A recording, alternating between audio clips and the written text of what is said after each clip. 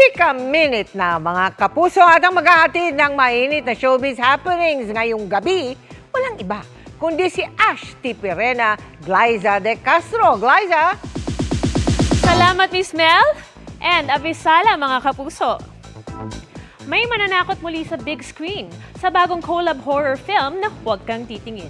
Bibida ang ilang kapuso Gen Z artists at ex-PBB housemates sa pelikula na may mahalagang mensahe rin para sa mga kabataan. Makichika kay Nelson Canlas. Ay, yung private road.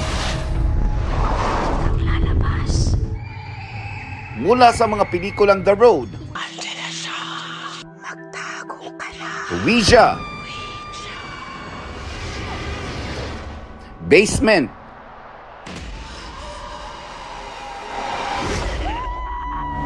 at pinaka-latest ang mind-bending horror film na P77.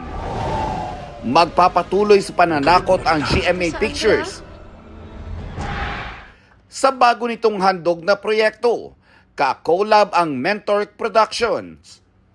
Pagsasamahin sa proyekto ang ilang kapuso Gen Z cast tulad nina Sofia Pablo at Allen Ansay, Marco Massa, Sean Lucas, ex-PBB housemate Michael Sager, Charlie Fleming, Josh Ford, Kira Ballinger at Shuvi Etrata with her TDH Anthony Constantino sa pelikulang Huwag Kang Titingin. Siyempre po nakakakaba. Una sana hindi kami multuhin.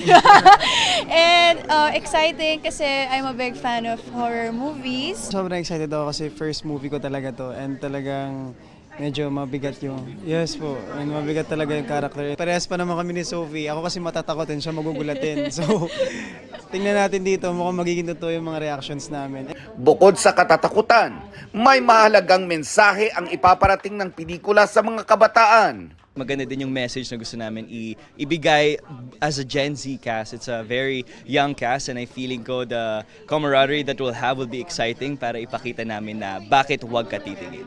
Sina Shuvi at Kira, excited na para sa mga gagampanan nila na roles sa Huwag Kang Titingin. It's my first ever movie, kaya I'm really excited at the same time kinakabahan kung ano yung mangyayari. But I'm super duper grateful. This is the first project that I will be doing with GMA, so I'm super grateful. Thank you po GMA. I'm looking forward to it. I can't wait to work with, my GMA friends.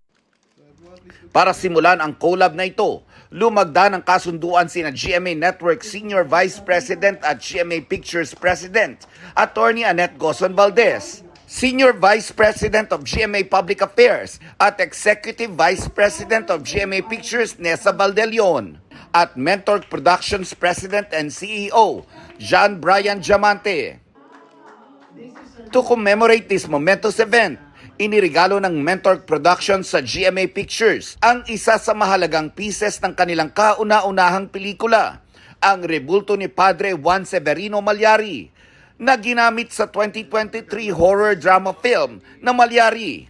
Excited ako because we've been talking about collaborating since 2 years ago and we've known Mentor to be a very, very good horror movie producer. We have a great story. It's something new. We have an exciting cast and with this strong partnership nga, I feel that nandito lahat ng recipe for success. Sobrang natutuwa sa generosity ng GMA to work with, alam niyo naman, isa sa pinakamalaki, diba, sa industriya ng entertainment dito sa ating bansa to extend, diba, to extend their arms sa mga baguhan kagaya namin. So napakalaking event nito para sa amin. Nelson Canlas, updated sa Showbiz Happening.